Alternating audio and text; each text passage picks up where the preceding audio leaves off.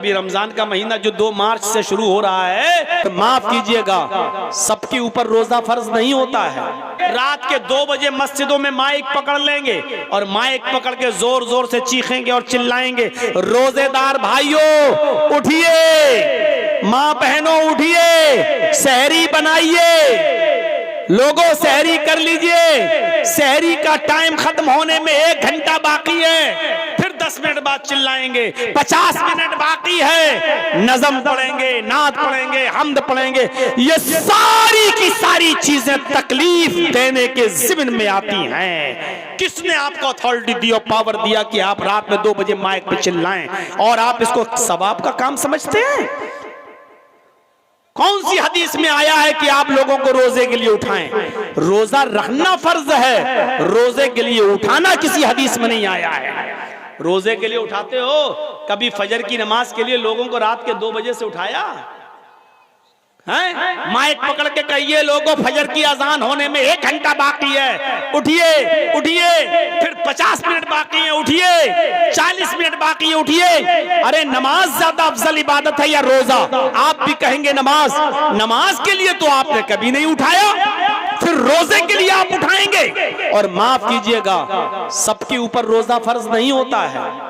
आप रोजेदारों को उठा रहे हैं ना, लेकिन वो बूढ़ा आदमी भी आपके चीखने और चिल्लाने से नींद में डिस्टर्ब हो जाता है उसकी, जिसके ऊपर रोजा है ही नहीं, इतना बूढ़ा हो चुका है कि वो रोजा रख ही नहीं सकता है। डॉक्टरों ने रोजा रखना मना कर दिया, 90 साल की उम्र है, अब वो रोजा नहीं रख सकता है, फिदिया देगा, एक मिस्कीन को खाना खिलाएगा, उसके ऊपर बस यही है। अब आप रोजे के लिए उठा रहे हैं तो वो भी उठ रहा है। कितने लोग ऐसे, एक तो मेरे पास आया लखनऊ में कि मौलाना हमारी मस्जिद में इतनी जोर जोर से चिल्लाते हैं कि मेरा बाप जिसकी उम्र 85 साल की हो चुकी है और बीमार रहता है, मुझे नींद की गोली देना पड़ती है, डॉक्टर की लिखी हुई। जब रात के 10 बजे हम उसको नींद की गोली देते हैं तब उसको नींद आती है। मैंने उसका पर्चा देखा, डॉक्टर ने उसकी नींद की गोली में डिप्रान 10 mg लिखा हुआ था।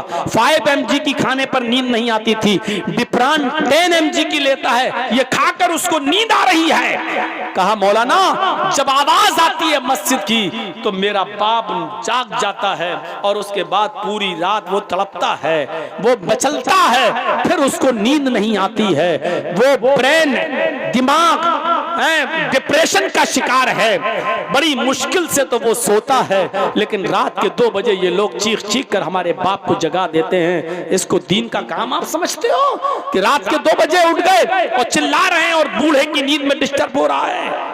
ऐसी तरीके से वो औरतें बेचारी जो अपने बच्चों को दूध पिलाती हैं और डॉक्टरों ने कह दिया है कि ये दूध जब पिए, जब ये खाना खाएंगी तो दूध बनेगा और जब दूध बनेगा तो बच्चे को पिलाएंगी। अगर ये रोजा रखेंगी तो बच्चा भूखा मर जाएगा जो अपनी माँ का दूध पीता है। इसलिए अभी ये रोजा न रखें। तो जो औरतें अपने बच्चों को दूध पिलाती हैं, जो रोजा नहीं रख पा रही हैं इस मजबूरी की वजह से, आप उनके भी नींद में डिस्टर्ब कर रहे हैं। शरीयत में नहीं है कि किसी की नींद में आप डिस्टर्ब करें। अल्लाह के नबी सल्लल्लाहु अलैहि वसल्लम तो तहज्जुद की नमाज पढ़ने भी जब उठते थे तो इतने आहिस्ता से उठते थे कि उनकी बीवी हजरत आयशा न जाग जाएं, बीवी हजरत आयशा की नींद न खुल जाए। और आप माइक पे पकड़ पकड़ के चीखें और चिल्लाएं कि रोजेदार भाइयों उठिए और सहरी कीजिए, उठिए और सहरी बनाइए। ये चीज बायसे सवाब नहीं बल्कि बायसे गुनाह है, क्योंकि आप तकलीफ दे रहे हैं उन लोगों को भी जिनके ऊपर रोजा फर्ज नहीं है। हामिला औरत जिसके पेट में बच्चा है, डॉक्टर ने मना किया अभी रोजा नहीं रखें, अगर रोजा रखेंगी तो भूखा रहना पड़ेगा और जब भूखा रहेंगी तो पेट में जो बच्चा पल रहा है उसको जब ग़िज़ा की चीज नहीं मिलेगी तो बच्चा पेट में मर जाएगा। कहा वो रोजा नहीं रख सकती है, लेकिन आप उनकी भी नींद में डिस्टर्ब कर रहे हैं, छोटे छोटे बच्चों को भी आप जगा रहे हैं, तो ये चीज तकलीफ देने के ज़िम्न में आती है। इमाततुल अज़ान तरीक, रास्ते से तकलीफ दे चीज को हटा देना भी ईमान का एक हिस्सा है। और तीसरी चीज इस हदीस में बताई गई है, वल हयाउ शुअबतुम मिनल ईमान, हया भी ईमान का एक शोबा है। आज शर्म हया हमारे मुआशरे से निकल गई, शर्म हया खत्म हो गई। बुखारी की हदीस है, अल्लाह के नबी ने फरमाया इज़ा लम तस्तही फफअल मा शीता, जब तेरे अंदर शर्म न रही, जब तेरे अंदर से शर्म निकाल ली गई तो फिर जो तेरा दिल चाहे वो कर। यानी जब शर्म ही नहीं रहेगी तो इंसान के दिल में जो आएगा वो करेगा, जो आएगा वो करेगा, शर्म नहीं रही। और इस वेस्टर्न कल्चर ने, इस पश्चिमी सभ्यता ने, इस मगरिबी तहजीब ने आज शर्म हया का जनाजा मर्दों के अंदर तो छोड़िए औरतों के अंदर से भी निकाल कर रख दिया है। हमें नहीं मालूम आपके बिहार का हाल, हमें नहीं मालूम आपके बंगाल का हाल। आइए हमारे उत्तर प्रदेश की तरफ और लखनऊ की सरजमीन पर बड़े बड़े हाजी, बड़े बड़े नमाजी, बड़े बड़े कारी, बड़े बड़े हाफिज, बड़े बड़े मुल्ला और मौलवियों की लड़कियां इंस्टाग्राम पर रील बना रही हैं, सर से दुपट्टे उतर चुके हैं, स्कर्ट पहनकर और शॉर्ट कपड़ों में रील बनाती हैं, वो भी बेहयाई के साथ और यानियत के साथ, और नंगी नंगी रील बनाती हैं, बेहुदा रील बना रही हैं। और जब हाजियों, नमाजियों, मुल्ला और मौलवियों की लड़कियों का यह हाल है तो फिर बड़े बड़े अमीरों की लड़कियों का हाल क्या होगा, अमीर जातियों का हाल क्या होगा, मॉडर्न कल्चर में पलने वाली लड़कियों का हाल क्या होगा। वेस्टर्न कल्चर ने, पश्चिमी सभ्यता ने, मगरबी तहजीब ने आज हमारी लड़कियों को इतना बेशरम बना दिया है। तसव्वुर करें आप, हैं? घर में रहना इनको बकवास लगता है, घर में रहना कहती है ये चार दीवारी में कैद करके रख दिया है। वाह मेरी बेटियों, वाह मेरी कौम की बच्चियों, वाह मेरी कौम की बहनों, अपने घर में रहकर अपने बाप के लिए खाना बना देना शर्म की बात है, अपने भाई के लिए खाना बना देना शर्म की बात है। एयर होस्टेस बनकर हवाई जहाज में, एरोप्लेन में पैसेंजर्स को खाना सर्व करना तरक्की की बात है। वाह, ये कौन सी अकल पसंदी है और अकल का दायरा है कि तुम अपने भाई के लिए खाना बनाओ तो ये जिल्लत समझती हो, अपने घर में अपने बाप के लिए खाना बनाओ तो इसको तुम अपनी इंसल्ट समझती हो, और तुम जब एयर होस्टेस बन जाओ तो पैसेंजर्स के सामने खाना सर्व करो, ब्रेकफास्ट सर्व करो तो तुम इसको अपने लिए तरक्की की राह समझती हो। अपने घर में अपने भाई और बहनों के कपड़े धुल देना और साफ कर देने को तुम अपने लिए शर्म समझती हो, और हॉस्पिटल में नर्स का काम करके मरीजों का जख्म साफ कर देना और दूसरों के कपड़ों को धुल देना, इसको तुम अपने लिए काबिल फख्र समझती हो। इस वेस्टर्न कल्चर ने हमारी मां बहनों की अक्लों पर कैसा डाका डाला है। अल्लाह के नबी ने सच फरमाया, इज़ा लम तस्तही फफअल मा शि'त, जब शर्म हया नहीं रही तो जो तेरा दिल चाहे वो कर। हम अहले हदीस हैं, हमारे यहाँ औरतों का मस्जिद में नमाज पढ़ने आना जायज है, बल्कि अल्लाह के नबी ने यह भी फरमाया कि अगर तुम्हारी औरतें मस्जिदों में नमाज पढ़ने आना चाहें तो उनको मस्जिदों में नमाज पढ़ने से मत रोको, अगर वो आना चाहें तो आने दो, लेकिन इसके बावजूद, इस खुली हुई इजाजत के बावजूद अल्लाह के नबी क्या कह रहे हैं, आए औरतों, तुम्हारे लिए घर में नमाज पढ़ना मस्जिद में नमाज पढ़ने से ज्यादा अफजल है। औरतें मस्जिद में आ सकती हैं नमाज पढ़ने, औरतें मस्जिद में जा सकती हैं नमाज पढ़ने। औरतों को अगर वो इजाजत मांगे अपने भाइयों से, अपने बाप से शादी से पहले और शादी के बाद अपने शौहर से, मैं मस्जिद में नमाज पढ़ने जाना चाहती हूँ, तो ना शौहर को रोकने का हक है, ना बाप को, ना बेटे, ना भाई को। मस्जिद में अगर नमाज पढ़ने जा रही हैं तो उनको मत रोको। अल्लाह के नबी ने कहा इजाजत दे दो, वो मस्जिद में नमाज पढ़ने जा सकती है। इस इजाजत के बावजूद अल्लाह के नबी क्या कह रहे हैं, औरतों का मस्जिद, घर में नमाज पढ़ना मस्जिद में नमाज पढ़ने से अफजल है। और जब अल्लाह के नबी ये कह रहे थे उस वक्त भी औरतें मस्जिद में नमाज पढ़ने आया करती थी, क्योंकि उनका अकीदा ये था कि हम नबी के पीछे नमाज पढ़ेंगे तो हमें कितना सवाब मिलेगा, हम मोहम्मदुर रसूलुल्लाह के पीछे नमाज पढ़ने का शर्फ हमें हासिल हो रहा है। नबी के इस हदीस के बाद, कहने के बाद कि औरतों का घर में नमाज पढ़ना मस्जिद में नमाज पढ़ने से अफजल है, ये कहने के बाद भी मेरे भाइयों, इसके बावजूद भी अल्लाह के नबी सल्लल्लाहु अलैहि वसल्लम ने इजाजत दी कि औरतें मस्जिद में आ सकती हैं और जाती थीं। औरत का घर में नमाज पढ़ना मस्जिद में नमाज पढ़ने से अफजल है। फिर बरामदे में नमाज पढ़ना खुली सहन में नमाज पढ़ने से ज्यादा अफजल है। फिर घर के कमरे में नमाज पढ़ना, जहां वो अपने शौहर के साथ सोती है, जहां वो अपने शौहर के साथ रहती है, और रात में वो रूम बंद कर लिया जाता है, तन्हाई वाला रूम, बेडरूम जिसमें वो सोती है, उस बेडरूम में, उस कमरे में नमाज पढ़ना घर के बरामदे में नमाज पढ़ने से अफजल है। सब देख रहे हैं आप, तरतीब देखिए, तरतीब। औरत का अपने घर में नमाज पढ़ना मस्जिद में नमाज पढ़ने से अफजल है, क्योंकि वो मर्दों से दूर रहेगी। अब घर में भी नमाज पढ़ना है तो बरामदे में नमाज पढ़ना, सहन में नमाज पढ़ने से अफजल है, क्योंकि सहन खुला हुआ होता है, आंगन खुला हुआ होता है, और बरामदा घर के एक साइड में होता है। तो घर के बरामदे में नमाज पढ़ना सहन में नमाज पढ़ने से अफजल है। और फिर फरमाया घर के कोठे में, कमरे में, बंद रूम में, बेडरूम में, वहां नमाज पढ़ना बरामदे में नमाज पढ़ने से अफजल है, क्योंकि घर में भी लोगों का आना जाना लगा रहता है। खाला का लड़का, फूफा का लड़का, चचा का लड़का, कुछ भी हो, पर्दा तो है ही ना करती हैं वो अलग बात है, लेकिन एक लड़की को अपने चचा के बेटे से भी पर्दा है, खाला के बेटे से भी पर्दा है, मामू के लड़के से भी पर्दा है तो है।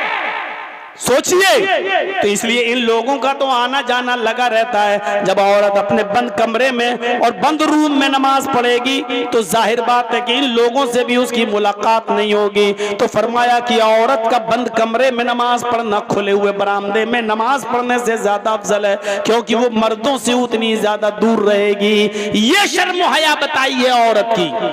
औरत से कहा गया जितना तुम मर्दों से दूर रहोगी उतना ज्यादा तुम्हारे लिए फायदेमंद है, अच्छा है। और एक और हदीस से आप अंदाजा लगाइए, अल्लाह के नबी सल्लल्लाहु अलैहि वसल्लम फरमाते हैं कि मस्जिद में जो लोग नमाज पढ़ने आते हो उनको आपने फरमाया कि अगली सफ, पहली सफ तुम्हारे लिए सवाब के एतबार से सबसे अफजल सब है, सबसे अफजल सफ है। और जो लोग पहली सफ में नमाज पढ़ने का सवाब कितना है ये नहीं जानते, अगर उनको मालूम हो जाए, आए लोगों, अगर तुम्हें यह मालूम हो जाए कि अगली सफ में नमाज पढ़ने का सवाब कितना है तो तुम लोग लड़ने लगोगे अगली सफ के लिए, अगली सफ के लिए, पहली सफ के लिए लड़ने लगोगे। कुरान अंदाजी की नौबत आ जाएगी, पर्चियां फेंकी जाएंगी पहले सफ में नमाज पढ़ने के लिए। घर से तुम 2-2, 3-3 घंटा पहले निकलोगे कि मस्जिद में अगली सफ कहीं भर न जाए, इतना सवाब है पहली सफ में नमाज पढ़ने का। लेकिन अल्लाह के नबी औरतों से क्या कह रहे हैं, आए मस्तूरात, आए औरतों की जमात, ये अगली सफ में नमाज पढ़ने का सवाब मर्दों के लिए है। खैरु सुफूफिर रिजाली अव्वलुहा व शर्रुहा आखिरुहा, मर्दों की पहली सफ सवाब के एतबार से सबसे बेहतर है, व शर्रुहा आखिरुहा, और आखिरी सफ, पिछली सफ सबसे बुरी सफ है सवाब के एतबार से मर्दों की। लेकिन औरतों से क्या कह रहे हैं, हाय औरतों, खैरु सुफूफिन निसाई आखिरुहा व शर्रुहा बलवा, हाय औरतों तुम्हारे लिए पिछली सफ सबसे बेहतर है, पिछली सफ, सबसे पीछे वाली सफ औरतों तुम्हारे लिए सबसे बेहतर है सवाब के एतबार से, और सबसे आगे वाली सफ सबसे बुरी है सवाब के एतबार से। अब आप गौर करो, जर्जी साहब नमाज पढ़ा रहे, अल्लाहु अकबर, मेरे पीछे 5 सफ़े लगी हैं मर्दों की, पर्दा पड़ा है उसके बाद पीछे, और उसके बाद 5 सफ़े औरतों की लगी हुई है, 5 सफ़े औरतों की लगी हुई है पीछे। पहली सफ में मर्द हैं, मर्द की पहली सफ सवाब के एतबार से सबसे बेहतर है, 5 सफ़े पूरी हो गई। मर्दों की पिछली सफ सबसे बुरी है सवाब के एतबार से, सबसे कम सवाब। उसके बाद पर्दा पड़ा है, पर्दा, उसके बाद औरतों की सफ लगी है, 1 2 3 4 5, 5वीं सफ जो सबसे पीछे है औरतों की, वो सवाब के एतबार से सबसे अच्छी सफ है। सबसे ज्यादा सवाब किस औरत को मिलेगा जो सबसे पीछे वाली सफ में है, और सबसे कम सवाब किसको मिलेगा जो सबसे आगे वाली सफ में है। औरत को पिछली सफ में सबसे ज्यादा सवाब मिलेगा, क्यों? क्योंकि वो मर्दों से उतनी ही ज्यादा दूर है। पहले तो औरतों को चाहिए कि वो घरों में नमाज पढ़ें, लेकिन अगर मस्जिद में आना चाहें तो इजाजत है, चलो आ गई। आने के बाद भी याद रखो कि तुम्हारी पिछली सफ सबसे बेहतर सफ है। ये शर्म व हया बताई है औरत को इस्लाम ने कि तुम मस्जिद में भी आओ जहां अच्छे लोग आते हैं, नेक लोग आते हैं, और कोई कितना भी बड़ा कमीना, कितना भी बड़ा बदमाश किस्म का इंसान ही क्यों ना हो, लेकिन वो मस्जिद में तुम्हारे साथ गलत काम नहीं कर सकता। मस्जिद का अदब और एहतराम इतना तो है उसके अंदर, जो मस्जिद में तुम्हारे साथ गलत कर ही नहीं सकता, तुम्हारी इज्जत पे डाका डाल ही नहीं सकता, इसके बावजूद कहा कि तुम्हारी पिछली सब सबसे अफजल है, क्योंकि तुम उनसे दूर हो। तो बाजारों में जाने की इजाजत किसने दे दी? शादियों में मर्द और औरतों को एक साथ खाने की परमिशन कहां से मिल गई? और 10 साल से बड़ी लड़की को कॉलेज में, यूनिवर्सिटी में लड़कों के साथ बैठकर एक ही बेंच और एक ही क्लास में पढ़ने की परमिशन कहां से मिल गई? और कॉलेज की कैंटीन में एक साथ चाय पीने की परमिशन कहां से मिल गई? मेरे भाइयों, इन तमाम चीजों पर गौर करो। अल्लाह के नबी सल्लल्लाहु अलैहि वसल्लम ने फरमाया, शादी के मौके पर भी लड़की से जबरदस्ती मत कहो निकाह कबूल किया। कहलवाया जाता है ना, लड़के का निकाह होने से पहले लड़की से पूछा जाता है कि फला लड़के के साथ तुम्हारा निकाह हो रहा है, तुमने कबूल किया? क्या तुम्हें लड़का कबूल है? तो बेचारी बोलती नहीं है शर्म की वजह से, तो जबरदस्ती ये कटमुल्ला जो जाते हैं जाहिल, ये जबरदस्ती कहलवाते हैं। उसमें एक वकील होता है, 2 गवाह होते हैं, कबूल किया? अब वो चुपचाप, अब धीरे से सहेलियां कोनी मार रही है, कह दे कबूल, कह दे। अब उसकी सहेलियां जब कहती है तो वो कहती मैंने कबूल किया। तो वकील पूछता है गवाहों से, इसने जो मुंह चलाया है तुमने सुना? अगर वो गवाह कहते हैं कि नहीं सुना, तो उस लड़की से कहा जाएगा इन दोनों ने सुना नहीं, जरा जोर से बोलो। तब वो जोर से बोलेगी मैंने कबूल किया। का सुना कि हाँ, तब निकाह माना जाता है। जाहिलो,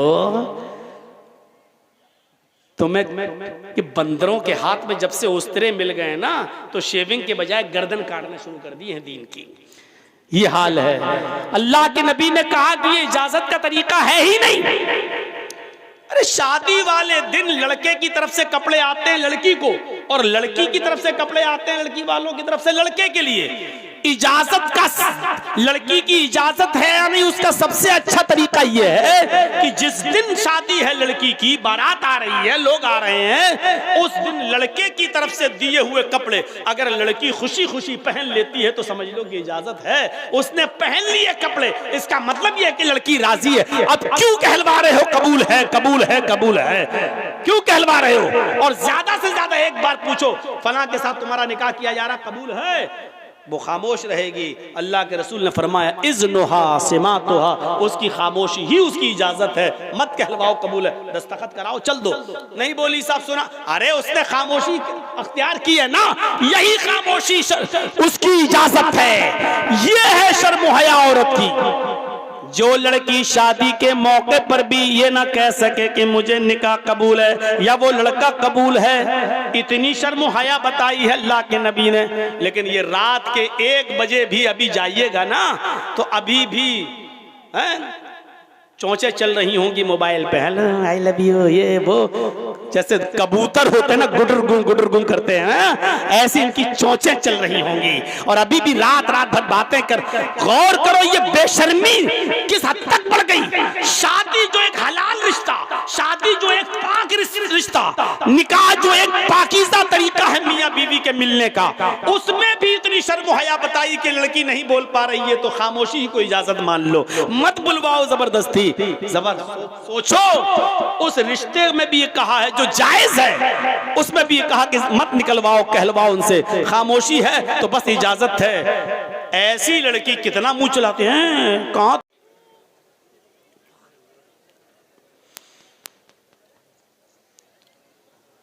वअन अबी हुरैरा रज़ियल्लाहु तआला अन्हु अन नबी सल्लल्लाहु अलैहि वसल्लम क़ाल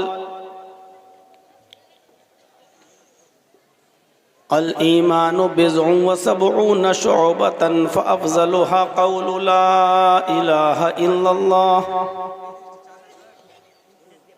व अदनाहा इमाततुल अज़ानित तरीक़ वल हयाउ शुअबतुम मिनल ईमान। रब्बि इश्रह ली सदरी वयस्सिर ली अमरी वहलुल उक़दतम मिन लिसानी यफ़क़हू क़ौली।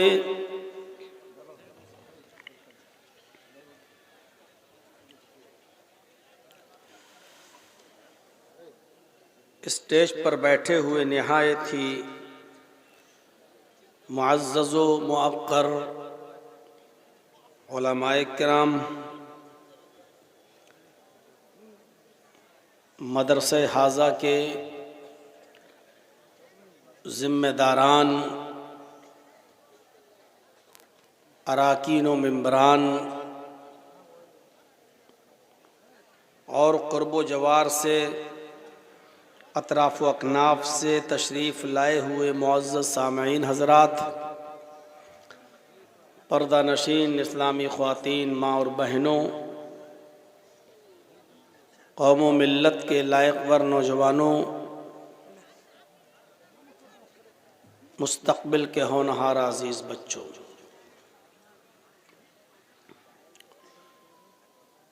रात के 11:30 बजे तक बहुत ही सब्र, सुकून और शांति के साथ आपने इस इजलास को समाअत फरमाया। मुख्तलिफ उलमा से उनके मुख्तलिफ अनावीन पर, उनके मुख्तलिफ उसलूब व लहजे में आपने किताब व सुन्नत पर मबनी बातों को सुना। दुआ है अल्लाह तबारक व तआला से कि इलाहुल आलमीन हमें और आपको जो बातें कही गई हैं और कही जा रही हैं, अमल करने की तौफीक अता फरमाए।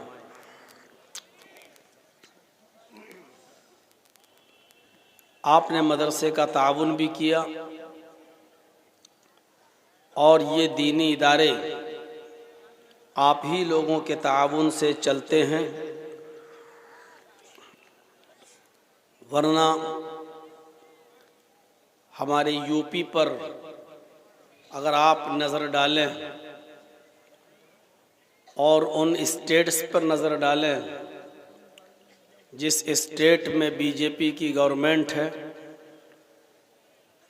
तो आपको अंदाज़ा लग जाएगा कि मदरसों के सिलसिले में उनके क्या नज़रियात हैं और कौन कौन सी चीज़ हुक्मरानों के दिलों में मदरसों के ताल्लुक़ से बैठी हुई है। हमारी यूपी की गवर्नमेंट ने तो बाकायदा सुप्रीम कोर्ट में हलफनामा दे दिया था और मदरसों को बंद करने की अपील और गुजारिश तक कर दी थी, लेकिन भला हो सुप्रीम कोर्ट का, जिसने अपना चाबुक और अपना हथौड़ा मदरसों पर नहीं चलाया, बल्कि जो ऑर्डर पास किया है उसमें हुकूमत यूपी को ललकारा है और उसी की सरजनिश की है। तो आपके यहाँ जो इदारे चल रहे हैं खुली फ़ज़ा में और बहुत ही आराम के साथ और सुकून के साथ आप चला रहे हैं और आपके ऊपर कोई आफत नहीं आ रही है, मुसीबत नहीं आ रही है, आप इस चीज़ को गनीमत जानिए। और क़ब्ल इसके कि हमारे इलाके के इदारों पर किसी की बुरी नज़र पड़े, आप इन इदारों को अपने ताउन से नवाजते हुए यहाँ से पढ़ने वाले बच्चों के लिए दुआएं करें कि अल्लाह ताला इन बच्चों को दीन का सिपाही बनाए और इनसे दीन की खिदमत ज़्यादा से ज़्यादा लेता रहे। मेरे साथियों, मैंने कुरान करीम की जो आयत करीमा आपके सामने तिलावत की है, उसके अंदर अल्लाह तबारक व तआला ने अहले ईमान के बारे में बताया है और उनके बारे में जो अमल स्वालिह करते हैं कि इन लोगों के लिए ऐसा अज्र है जो कभी ख़त्म नहीं होगा। इल्लल्लज़ीना आमनु व अमिलुस्सालिहात फ़लहुम अज्रुन गैरु ममनून, जो ईमान लाए और जिन्होंने स्वालिह अमल किया।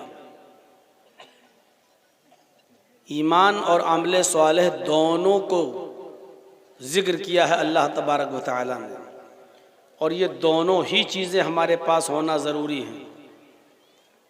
अगर हमारे पास एक चीज़ है और दूसरी रदारत, तो हम बेकार हैं,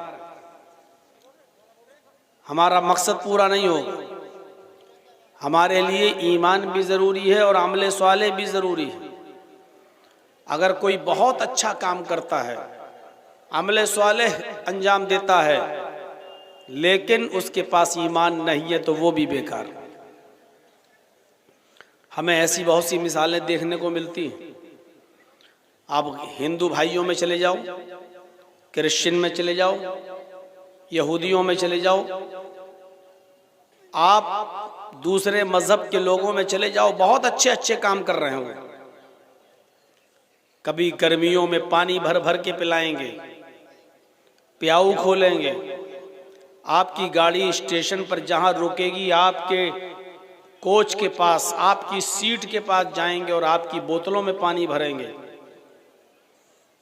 आप टाटा हॉस्पिटल चले जाइए बम्बई के अंदर, जहां कैंसर का इलाज होता है, कोई ट्रक पर फल फ्रूट भर के ला रहा है, कोई ट्रक पर खाना भर भर के ला रहा है और मरीजों में तकसीम कर रहा है और बांट रहा है, उनका इलाज करवाया जा रहा है।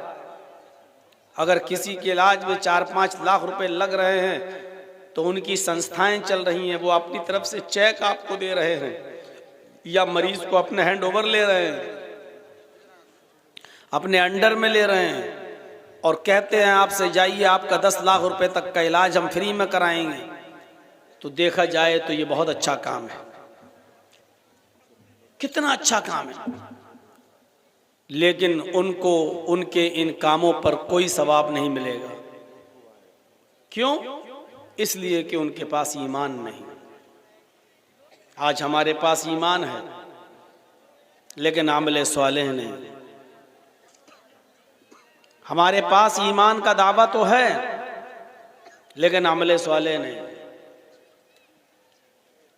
हम जुमे के दिन मस्जिद में नमाज पढ़ने भी आ रहे हैं, तो ये सोच के आते हैं कि अगर जुमे की नमाज हम नहीं पढ़ेंगे तो मोहल्ले वाले, गांव वाले हमसे ये कहेंगे कि देखो जुमे तक की नमाज नहीं पढ़ता। कितना बड़ा कमीना इंसान है, कितना बड़ा पाखंडी है, देखो जुमे तक की नमाज नहीं पढ़ता है।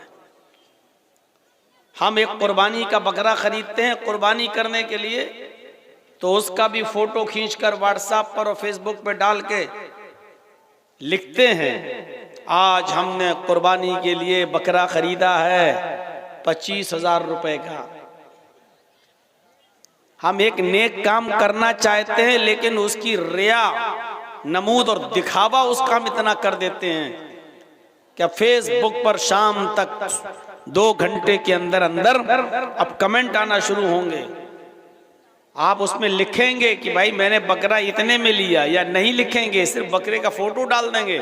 अब लोग पूछेंगे कितने का लिया भाई, कहाँ से लिया, अब आप उसकी कीमत बताएंगे। इस तरीके से उसकी नुमाइश शुरू हो जाएगी। आप अपने घर में 150 लोगों को रोज़ा इफ्तार करने के लिए बुलाएंगे, उनका भी फोटो लेंगे आप, और क्या चीज़ खिला रहे हैं इफ्तार पार्टी में, उस खाने की चीज़ों का भी फोटो लेकर आप सोशल मीडिया पे डाल दें।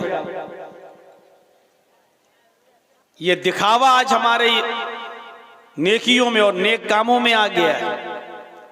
उम्रा करने गए, खाने काबा के सामने खड़े हैं और फोटो खींच रहे हैं एहराम की हालत में, उसको आप सोशल मीडिया पे डाल रहे हैं। अल्लाह ने आप मुझे उम्रे की तौफीक अता फरमाई, अरे ठीक है, उम्रे की तौफीक अता फरमाई तो उसका फोटो लेकर मीडिया पे सोशल मीडिया पे डालने की जरूरत क्या थी?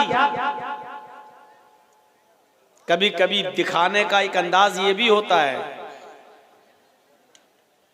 कि भाइयों मैं खाने काबा पहुंच चुका हूं, उम्रा कर रहा हूं, दुआ कीजिएगा अल्लाह ताला से कि अल्लाह मेरे उम्रे को कबूल फरमाए। हालांकि ये काम आप जब अपने घर से निकल रहे थे तब भी मस्जिद में कह सकते थे, भाइयों मैं उम्रे के लिए जा रहा हूं, अगर मुझसे कोई गलती हो गई हो किसी के ताल्लुक से तो वो मुझे माफ कर दे, मैं माफी तलाफी करने आया हूं और हमारे लिए दुआ कीजिएगा कि अल्लाह ताला हमारे उम्रे को कबूल कर ले। हो गई बात खत्म। लेकिन सोशल मीडिया पे डालना और उसकी नुमाइश करना, ये अमल तो हो सकता है लेकिन अमल स्वालेह नहीं। अल्लाह ने दोनों चीजें बताई हैं, इल्लल्लज़ीना आमनू व अमिलुस स्वालिहात, जो ईमान लाए और जिन्होंने नेक अमल किए। मोबाइल आप यूज करते हैं, अगर उसमें सिम ना हो तो आपका मोबाइल काम नहीं करेगा, और आपके पास सिम है लेकिन मोबाइल ना हो तो सिम भी काम नहीं करेगी। महंगा से महंगा मोबाइल खरीद लीजिए आप, कीमती से कीमती मोबाइल ले लीजिए आप, आईफोन ले लीजिए, Z Fold 6 ले लीजिए, सैमसंग का गैलेक्सी, 1.5 लाख, 1 लाख, 1.25 लाख कीमती से कीमती मोबाइल आप यूज करिए, लेकिन उसमें सिम ना हो। अब आप मोबाइल खरीद के लाए, कान में लगा के हेलो हेलो, अब मोबाइल वाले की दुकान पे जाके कहिए साहब ये तो काम ही नहीं कर रहा है, इतना महंगा मोबाइल, 1.5 लाख का मोबाइल और आवाज ही नहीं जा रही है। वो कहेगा बेवकूफ हो क्या, पागल है हो क्या, इसमें आपने सिम डाला? ओह, तो ऐसे मोबाइल से क्या फायदा जो सिम डालना पड़ेगी इसमें। अब वो आपको बहुत मामूली सा जवाब देगा, भैया सिम तो आपको घटिया से घटिया मोबाइल में भी डालना पड़ेगी, चाहे आप चाइना का भी लेके आइए 500-600 रुपए का, उसमें भी आपको सिम डालना पड़ेगी। 1.5 लाख का मोबाइल लेकिन सिम नहीं, बेकार। और सिम ले लीजिए, किसी भी अच्छी कंपनी की ले लीजिए, जियो की ले लीजिए, एयरटेल की ले लीजिए, वोडा की ले लीजिए, आइडिया, कोई भी सिम ले लीजिए आप, और उसमें पर्याप्त बैलेंस भी डाल दीजिए, 5,000, 10,000, 20,000, 50,000 बैलेंस भी अच्छा खासा है उसके अंदर। अब आप सिम को कान में लगा के कहें हेलो हेलो, भाई आवाज नहीं जा रही, मैंने तो इसमें बैलेंस पड़वा लिया यार, अभी तो आपने इसमें 10-20 हजार रुपए डाले हैं, पैसा तो है इसमें, फिर क्या बात है। वो कहेगा तुम पागल लग रहे हो, इलाज कराओ रांची में जाकर, पागल खाने में भर्ती हो जाओ। ये सिम जो है जब तक किसी मोबाइल में नहीं डालोगे तब तक काम नहीं करेगी।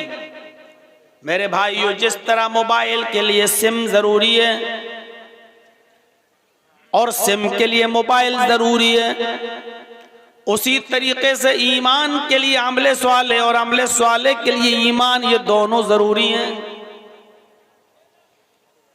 आज हमारे पास ईमान है लेकिन अमले स्वाले नहीं, गैर मुस्लिमों के पास अमले स्वाले है लेकिन ईमान नहीं, इसलिए बेकार। इल्लल्लज़ीना आमनू व अमिलुस स्वालिहात, जो ईमान लाए और जिन्होंने नेक अमल किए, इनके लिए अल्लाह ने फरमाया फलहुम अजरुन गैरु ममनून, इनके लिए कभी खत्म न होने वाला अज्र है। और ऐसे ही लोग बाईमान और मोमिन हैं, और इज्जत, बुलंदी, बादशाहत, हुकूमत, सरबुलंदी, रिफात, ये सब उन्हीं लोगों को मिलेगी जिनके पास ईमान। वला तहिनु वला तहजनु व अंतुमुल अलौना इन कुंतुम मुमिनीन, मोमिनो तुम गम न करो, मोमिनो तुम मायूस ना हो जाओ, वला तहिनु वला तहजनु, तुम गम न करो, तुम मायूस न हो जाओ, तुम परेशान मत हो जाओ। वअंतुमुल आलऊन, तुम ही सर बुलंद रहोगे, तुम ही बाइज्जत रहोगे, हुकूमत और सल्तनत के मालिक तुम ही रहोगे, हम तुम ही को इज्जत देंगे, सर बुलंदी देंगे, बादशाहत अता फरमाएंगे। इन कुंतुम मोमिनीन, लेकिन शर्त यह है कि तुम बाईमान हो जाओ, शर्त यह है कि तुम्हारे अंदर ईमान पैदा हो जाए, शर्त यह है कि तुम पहले मोमिन तो बनकर दिखाओ। ईमान होगा तो इज्जत मिलेगी। हम इसका उल्टा मफहूम भी निकाल सकते हैं कि आज इज्जत हमारे पास नहीं है, आज बुलंदी हमारे पास नहीं है, आज रफात हमारे पास नहीं है, हम जलील हैं, रुस्वा हैं, ख्वार हैं, हम मकहूर हैं, मकजूब हैं। तो इसकी वजह यह हुई कि आज हमारे पास ईमान नहीं है।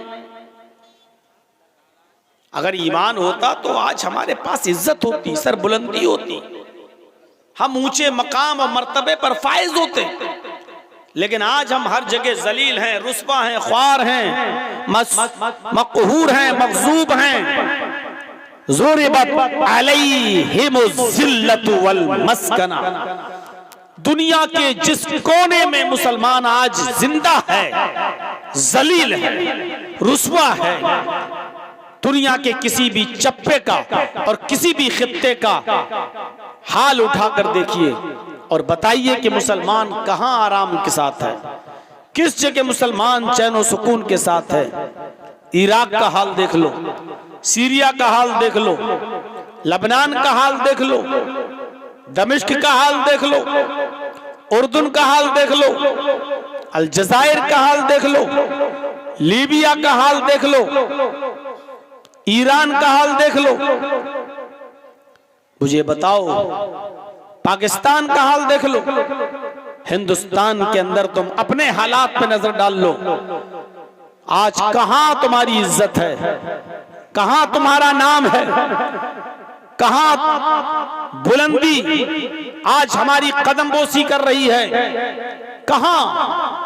मेरे भाइयों, दुनिया के किसी दौर में मुसलमान इतना जलील, मुसलमान इतना रुस्वा, मुसलमान इतना बेबस, मुसलमान इतना लाचार, मुसलमान इतना मगजूब और मकहूर नजर नहीं आया जितना कायनात के इस दौर में नजर आ रहा है। और उसकी वजह यह है कि आज हमारे पास ईमान नहीं है। ईमान है तो अमले स्वाले नहीं है, अमले स्वाले है तो ईमान नहीं।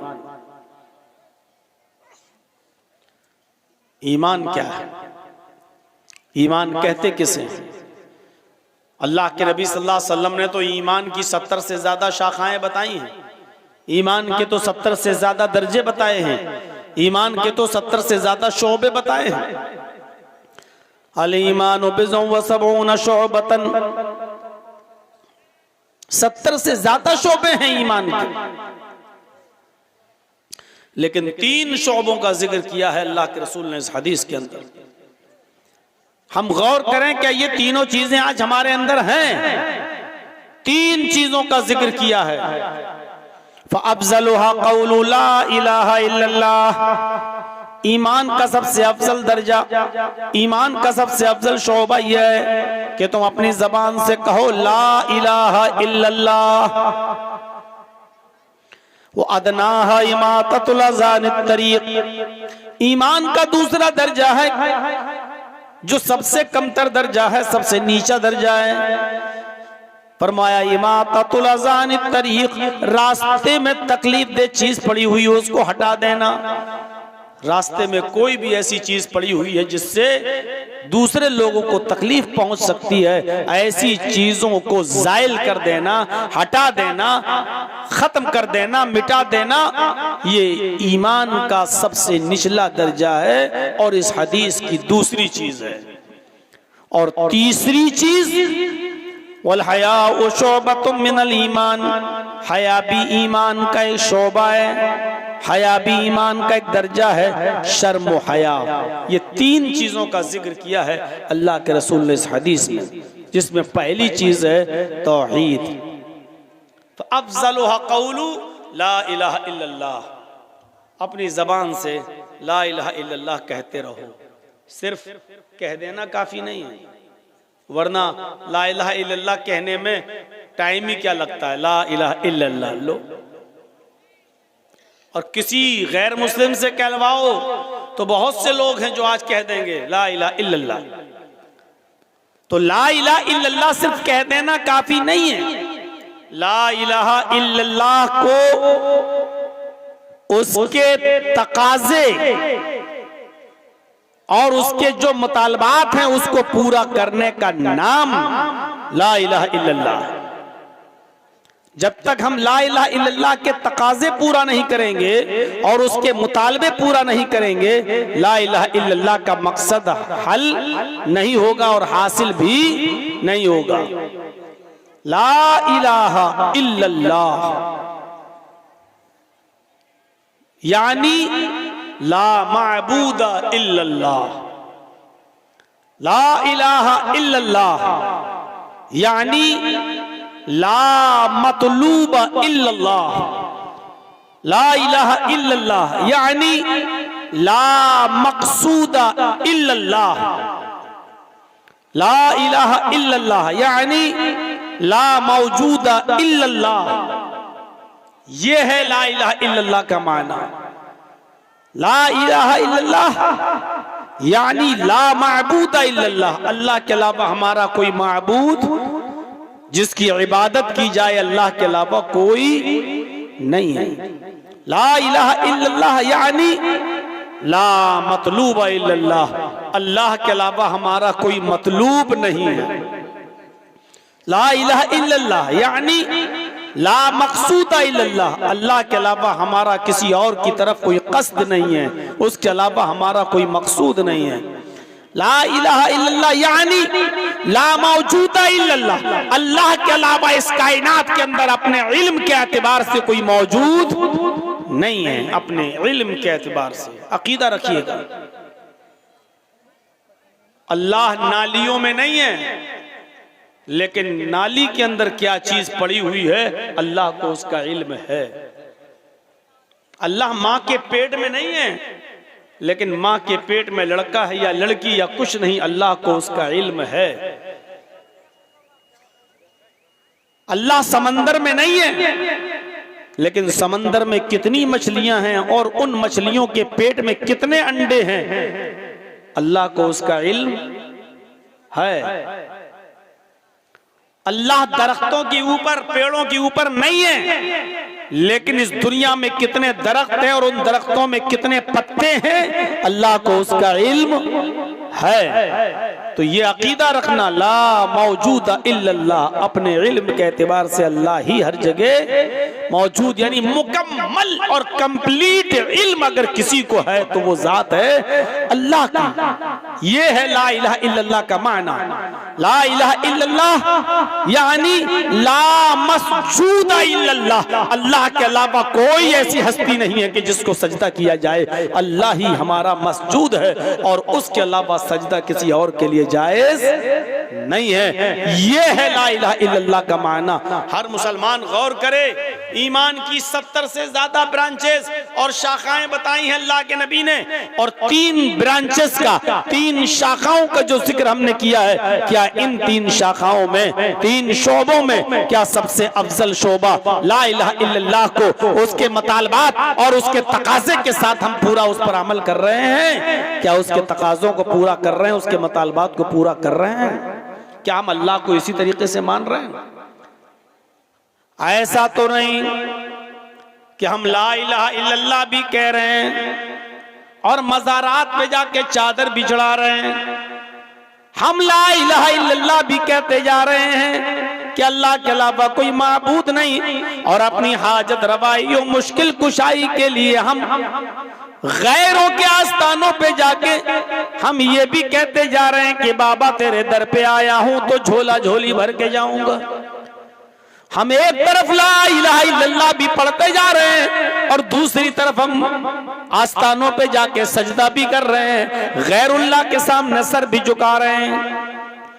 हम ला इलाहा इल्लल्लाह पढ़ रहे हैं कि सबसे ज्यादा इल्म अल्लाह को है और इल्म के एतबार से वो हर जगह मौजूद है, और फिर हम यही सिफत हम उसके बंदों में मानकर ये अकीदा भी रख रहे हैं कि हमारे फला फला को भी कयामत तक का इल्म है, हमारे फला फला बुजुर्ग को भी कयामत तक की बात मालूम है। मेरे प्यारे साथियों, अगर ये चीजें हमारे अंदर शामिल हैं तो यकीनन हम ला इलाहा इल्लल्लाह का तकाजा और उसका मुतालबा हम पूरा नहीं कर रहे हैं। ला इलाहा इल्लल्लाह तो वो कलमा है कि उसको पढ़ लेने से क़ब्ल मौत, इसको पढ़ लेने से इंसान जन्नती हो जाता है, और इसको पढ़े बगैर अगर कोई आदमी मर गया हालत कुफ्र में, हालत शिर्क में, तो वो जहन्नमी हो जाता है। ये अकीदा रखिए। 70 साल तक 80 साल तक कोई आदमी गुनाहों पे गुनाह करता रहा, कुफ्र करता रहा, शिर्क करता रहा, और मरने से पहले शिर्क से कुफ्र से तौबा करके कलमा पढ़ लिया ला इलाहा इल्लल्लाह और मर गया, लेकिन ये कलमा नसीब हो गया तो जन्नती हो गया। पूरी जिंदगी कुफ्र और शिर्क करता रहा और ला इलाहा इल्लल्लाह पढ़े बगैर मर गया तो जहन्नमी हो गया। यकीन नहीं आता? आइए बुखारी के अंदर वो वाक़या आया है, जरा देखिए। अस्वद नामी एक यहूदी जो यहूदियों की बकरियों को चराया करता था जंगल में ले जाकर, जब अल्लाह के नबी सल्लल्लाहु अलैहि वसल्लम ने खैबर का मुहासिरा कर लिया और चारों तरफ से घेर लिया। खैबर एक किला था जिसमें यहूदी रहा करते थे। अल्लाह के रसूल ने और आपके सहाबा ने उसको घेर लिया, चारों तरफ से उस पर मुहासिरा कर लिया। उस वक्त खैबर के उस किले से एक आदमी गायब था जो बकरियां चराने के लिए गया था, जिसका नाम था अस्वद। जब वो लौट कर आया, उसने देखा कि हमारे किले को चारों तरफ से मोहम्मद और उसके साथियों ने घेर लिया है सल्लल्लाहु अलैहि वसल्लम। तो उसने सहाबा से कहा कि ऐ सहाबियों, मैं तुम्हारे नबी से मोहम्मदुर रसूलुल्लाह से मिलना चाहता हूं। उन्होंने कहा कि उस खेमे में चले जाओ, ये खेमा पड़ा हुआ है, पर्दा पड़ा है, इसी पर्दे के अंदर अल्लाह के नबी मौजूद हैं। वो गया, सोच रहा था कि मोहम्मदुर रसूलुल्लाह के बॉडीगार्ड लगे होंगे, नामवर आदमी, सहाबा जिसकी इज्जत करते हैं। जब मोहम्मदुर रसूलुल्लाह खखारते हैं आ करके, जब जमीन पर थूकते हैं, तो सहाबे किराम तो उस थूक को भी जमीन पर गिरने नहीं देते, बल्कि उसको अपने हाथों पर मल कर अपने जिस्म पर मल लेते हैं तबर्रुकन। तो कितनी इज्जत होगी मोहम्मद की। सोच रहा था कि वो बेहतरीन कालीन पर बैठे होंगे, कई बॉडीगार्ड होंगे उनके, लेकिन जब खेमे का पर्दा हटाकर वो यहूदी वो अस्वद देखता है तो क्या देखता है कि मोहम्मदुर रसूलुल्लाह कच्ची जमीन पर खजूर के पत्तों की बनी हुई चटाई पर बैठे हुए हैं। खजूर के पत्तों की बनी हुई चटाई पर तशरीफ फरमाए। उसने सहाबा से कहा, अरे मुझे तुम्हारे नबी से मिलना है, किसी मामूली आदमी से नहीं मिलना। सहाबा ने बताया, यही मोहम्मदुर रसूलुल्लाह सल्लल्लाहु अलैहि वसल्लम है। ताज्जुब कर गया, जिसके बारे में इतना सुना और वो इतनी सिंपल जिंदगी, इतनी सादा जिंदगी। अंदर जाता है, अल्लाह के नबी सल्लल्लाहु अलैहि वसल्लम से मुलाकात की गरज से आपने उसको अपने पास आने की इजाजत दे दी। गुफ्तगू होने लगी, शुरू हो गई बातचीत। कहने लगा इस वक्त, आए मोहम्मदुर रसूलुल्लाह, आपकी दावत क्या है, आपका पैगाम क्या, आपका मैसेज क्या है, आपकी तालीम क्या है? आपने फरमाया बस मेरी दावत सिर्फ एक है, ज्यादा नहीं, एक ही दावत लेकर मैं आया हूं और उसी दावत को आम कर रहा हूं, और वो दावत है ला इलाहा इल्लल्लाह। इस बात की गवाही दे दो कि अल्लाह के अलावा कोई माबूद नहीं। उसने कहा अगर इस दावत को मैंने मान लिया तो मेरे लिए क्या है? आपने फरमाया लकल जन्नह, अगर इस दावत को तुम कबूल कर लेते हो तो तुम्हारे लिए जन्नत है, और अगर इस दावत को तुम कबूल नहीं करते और इस दावत को कबूल किए बिना मर गए तो तुम्हारे लिए जहन्नम है। वो अस्वद जानता था ला इलाहा इल्लल्लाह अगर कह दूंगा तो ला इलाहा इल्लल्लाह का मतलब क्या है, हमें क्या क्या छोड़ना पड़ेगा, किन किन चीजों को हमें तर्क करना पड़ेगा। वो ला इलाहा इल्लल्लाह का माना हम मुसलमानों से ज्यादा जानता था। वो जानता था कि मोहम्मदुर रसूलुल्लाह सल्लल्लाहु अलैहि वसल्लम जिस ला इलाहा इल्लल्लाह का कलमा हमारे मुंह से निकलवाना चाहते हैं, इसका मतलब ये क्या है, हमें किन किन को छोड़ना पड़ेगा, किन किन की इबादत तर्क करना पड़ेगी, किन किन से मदद मांगना तर्क करना पड़ेगा। वो इस बात को अच्छी तरीके से जानता था। कहने लगा मोहम्मद इब्ने अब्दुल्लाह, अगर मैंने ये कलमा पढ़ लिया तो मेरे लिए क्या है? फरमाया लकल जन्नह, तेरे लिए जन्नत है। उसने कहा तियदका उबायका अलल इस्लाम, अपना हाथ बढ़ाइए मैं इस्लाम लाता हूँ, अपना हाथ बढ़ाइए मैं कलमा पढ़ता हूँ। अल्लाह के नबी ने अपना हाथ बढ़ाया, उसने भी नबी के हाथ में अपना हाथ दिया और कलमा पढ़ लेता है, अशहदु अल्ला इलाहा इल्लल्लाह व अन्ना मुहम्मदन अब्दुहु व रसूलुहु। ये कलमा पढ़कर ला इलाहा इल्लल्लाह का इकरार करके वो इस्लाम ले आया, कलमा पढ़ लिया। कहने लगा मेरे लिए कोई काम बताइए।